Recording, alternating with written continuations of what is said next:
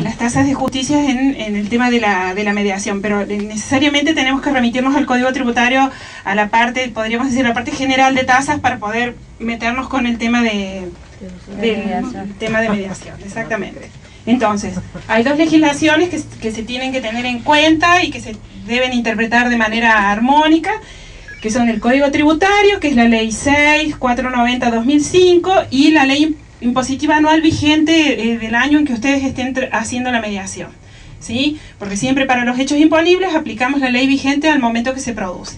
Este año la que está vigente es la Ley 8, en números romanos, 0254/2011. Como se sanciona en el año anterior para el año siguiente, siempre tengan en cuenta que el número va a ser el del año anterior, el número del año. Entonces, este año tenemos esta ley vigente.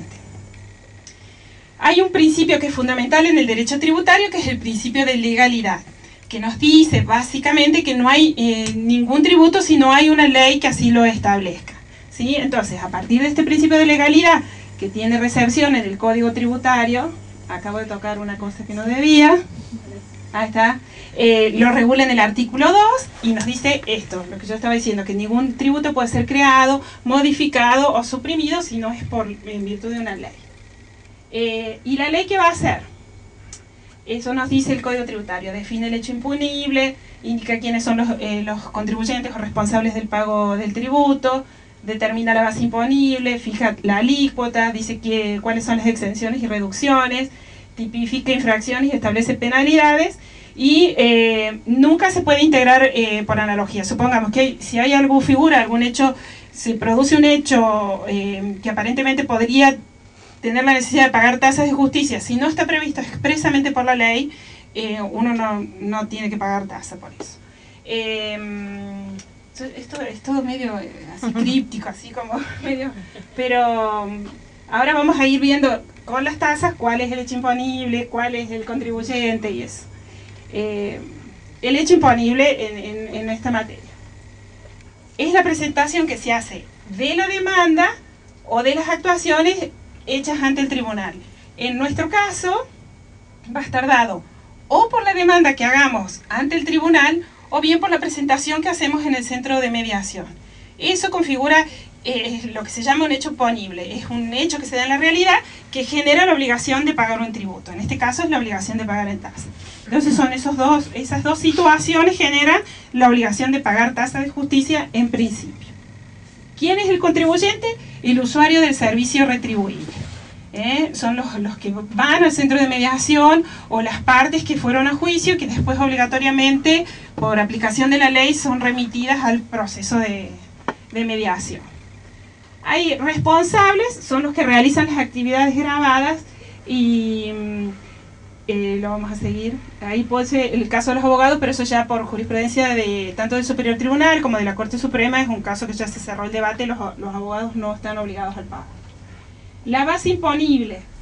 Como regla general, la base imponible para las tasas de justicia es que todo juicio que tenga contenido patrimonial está gravado y debe pagar tasa de justicia, ¿sí? ¿Qué entendemos por contenido patrimonial? Hay fallos de la Corte que dicen que si va como consecuencia de ese proceso va a haber desplazamientos patrimoniales entre las partes o no los va a haber, eso le da al proceso contenido patrimonial. Por ejemplo, vamos a un juicio contencioso administrativo, a mí me han impuesto una multa y me han hecho una determinación de deuda para el pago de ingresos brutos y yo considero que no la tengo que pagar. El resultado del juicio va a decir que yo pague o no pague esa multa. Como consecuencia de ese juicio, yo voy a sacar plata para pagarla o no voy a sacar plata para pagarla. Eso le da contenido patrimonial al proceso. Muchos interpretan que como estás discutiendo una resolución administrativa y estás planteando una nulidad, es de monto indeterminado. En realidad no, porque puede o no, como resultado del proceso, haber desplazamientos patrimoniales. Bueno, ahí lo tenemos, ahí lo de los desplazamientos patrimoniales. Entonces, en general, es el monto del litigio. El artículo 287 especifica casos especiales de bases imponibles, pero la regla general está en el artículo 300 del Código. ¿Cuáles son las bases imponibles que tiene el 287? Esto así. Si es suma de dinero, el monto que está en juego en el que yo estoy demandando en ese proceso. El código habla de las sumas que se reclamen, comprende capital e intereses a la fecha de que se interpone la demanda o a la fecha que yo voy a interponer y me voy a presentar en el centro de mediación diciendo que fulano me debe 5.000 pesos.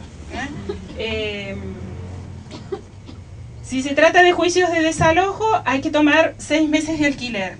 En esto hay que tener especialmente cuidado con el tema de los desalojos de comodatos. En eso nosotros estamos diciendo que no tiene monto indeterminado, sino que pedimos que la parte determine a valores de mercado el canon locativo. En general es hasta más conveniente y más barato, digamos, hacer esa determinación que pagar un monto indeterminado. En general es más conveniente. Pero porque la ley es como que el principio de legalidad nos encorseta a nosotros, nos dice que si yo tramito un juicio de desalojo son 6 meses de canon locativo, no tengo otra forma de determinarlo. A ver. Después, todo lo que tenga que ver con inmuebles, lo vamos a decir así groseramente y no técnicamente, está en el código, el que quiere, todos estamos habilitados como para leerlo. Todo lo que tenga que ver con inmuebles, donde estemos discutiendo posesiones, cuestiones de derechos reales, de usufructos, cuando que se trate de prescripciones adquisitivas o por ejemplo juicios de escrituración, siempre se toma en cuenta el avalúo fiscal del inmueble, ¿sí? Acá hay que tener cuidado porque por ahí, que no tiene que ver específicamente con la mediación, pero por ahí hay que acreditarlo al avalúo fiscal con el certificado de avalúo que expide la Dirección de Geodesia y Catastro, porque muchos están acompañando el certificado de valor económico que se hace para los impuestos de sellos. Y tal como está ahora, es mucho más caro que el avalúo fiscal. Y no nos dice a nosotros si ese inmueble tiene relevadas las mejoras o no, y entonces dificulta el control de la base imponible si es correcta o no. Entonces, cuando vaya a la oficina el expediente, si no tiene el certificado de avalúo catastral, nosotros lo vamos a rebotar y vamos a decir que hasta que no presenten el avalúo no nos vamos a expedir. Entonces, para agilizar la cosa, siempre tengan presente que tienen que acompañar. Sucesorio igual, ¿no? Con los sucesorios pasa lo mismo. Sí. Los sucesorios se distingue. Si hizo inventario y tasación de bienes, tomás el certificado de avalúo fiscal, y si te desprendiste antes de los bienes, tenés que tener en cuenta el valor, suponte que vendiste un inmueble, el valor de venta si es mayor al avalúo fiscal. Ahí es distinto. Ejecuciones fiscales también tenemos en cuenta, pero eso no nos toca a los mediadores porque el Estado en eso no es materia mediable, digamos. La suma que se reclame. Ves los juicios de mensura, volvemos a lo mismo, tenés en cuenta la evaluación fiscal, las quiebras, tenés el importe que arroje la liquidación de bienes en concursos, reinscripciones, hipotecas y exhortos sobre el importe de la deuda. Los concursos también tomamos el monto del acuerdo concursal, una vez que está homologado, y en los juicios de alimentos se toma 1 año de cuota alimentaria. ¿Sí? También ahí volvemos a lo mismo, cuando pacten que es el 30% de los haberes del alimentante, acompaña el recibo de haberes, porque si no nosotros no tenemos forma en la oficina de controlar si efectivamente lo que te está pagando es ajustado a la realidad. Entonces hay que acompañarlo, si no se va bien hasta que se presenta, como que genera pérdida de tiempo para todos. Tercerías de dominio, mejor derecho, valor del crédito o bien respecto al cual se pretende prioridad. En las relaciones del contrato de trabajo tomamos en cuenta la primera liquidación firme o el primer monto firme que haya en el proceso. En general, si se llega a una homologación antes de que haya planilla de liquidación, tomamos en cuenta como monto firme el que va a ser homologado, digamos, ¿sí?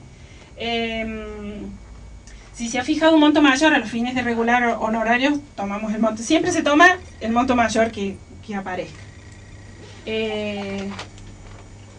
Y volvemos a lo mismo, ¿ves? Los juicios donde debatan cuestiones atinentes inmuebles, la evaluación fiscal. Salvo el negocio jurídico sobre el cual verse el litigio surja un mayor valor, que es el caso de las escrituraciones, por ejemplo, ¿sí?